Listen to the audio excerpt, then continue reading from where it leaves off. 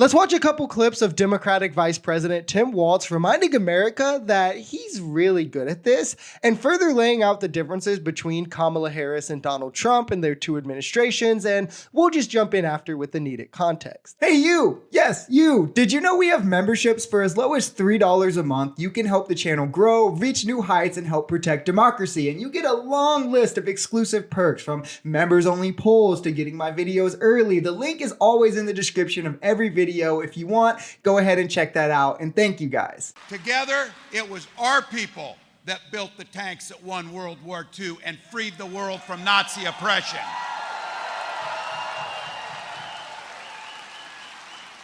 And I don't know if you noticed that Nazi tyranny. We got folks running as Republicans for governor that are proud to refer themselves as Nazis. Let's not pretend that there's a gradual difference between the folks that are running here, that they're running together.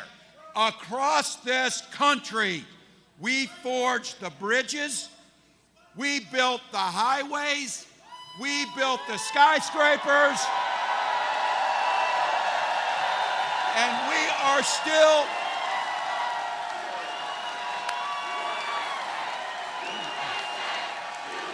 He's talking about Mark Robinson here, Republican lieutenant governor and candidate for governor in North Carolina, whom was endorsed and handpicked by Donald Trump to run, is staunchly MAGA, and Trump also referred to him as MLK on steroids as he brings him out to numerous of his rallies. Well, he now has had bombshell reports released about him referring to himself as a black Nazi, expressing support for slavery, going as far to say he wished it came back and that he would own a few himself, and also self-describing himself as a perv, also admitting he would spy on women in the bathroom. This was found by a profile having a username that Mark Robinson commonly uses online and being directly linked to an email that he currently still uses. So it's clearly him, and guess what? Not a single Republican has came out to condemn him, tell him he should drop out, because their party has absolutely no morals and will never take any accountability. They're just trying to up themselves at any cost, right? But don't be fooled.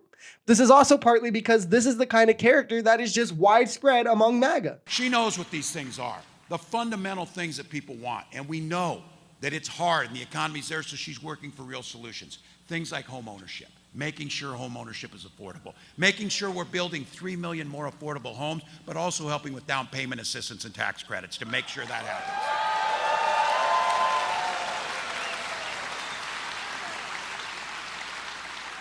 We did it in Minnesota, and we're seeing more homes, and rents actually went down 4%. Where is rent going down? It goes down when you're able to create more housing. That's what ends up happening. Also saw that many of you know it's expensive when you have children. It's expensive. Don't we know it? And for some of you who have little children, it doesn't get much less expensive as they get older. But here's the deal. Kamala Harris is going to make it less expensive. She is doing what we've seen when states do it, and we saw it during COVID pandemic.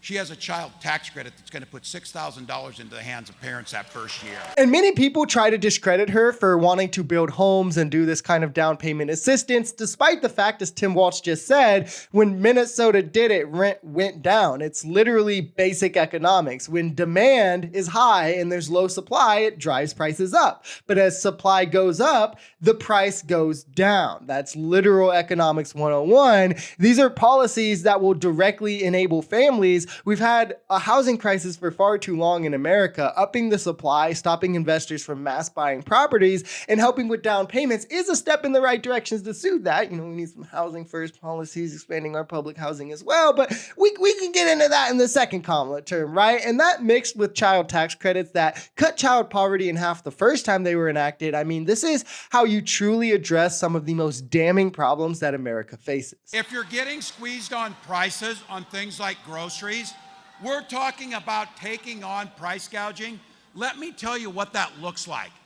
The folks who grow our food, farmers, corn is about $4.10 a bushel. It takes about $5 just to break even.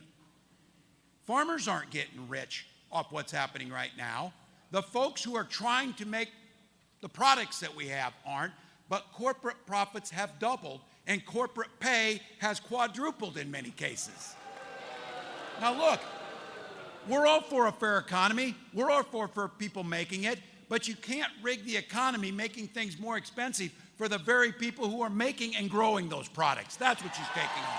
And this is very wonderfully put. Corporations are indeed shooting up prices for the very people that they rely on to operate their businesses, all to enrich their CEOs and shareholders at the behest of the middle and working class. And under Trump, that only gets worse. Under Kamala, she will enact penalties to prevent this from happening. We already know corporations pass on as much as 25% more than what their prices increase onto their consumers. And this is truly why things feel so expensive. And it's something that the penalties for price gouging is something that's enacted on the state level in 38 states, something that happens after hazards on a federal level like hurricanes, these kinds of things, the pandemic. So the disingenuous representation, first off, of this being price controls or communism or that it's destined to fail is incredibly low IQ rhetoric that ignores historical precedents, ignores the kind of programs that is already instilled in 38 states. We have plenty of regulations for businesses, plenty of fines for when they break those regulations. This is just adding another one of those. It's such communism. But I know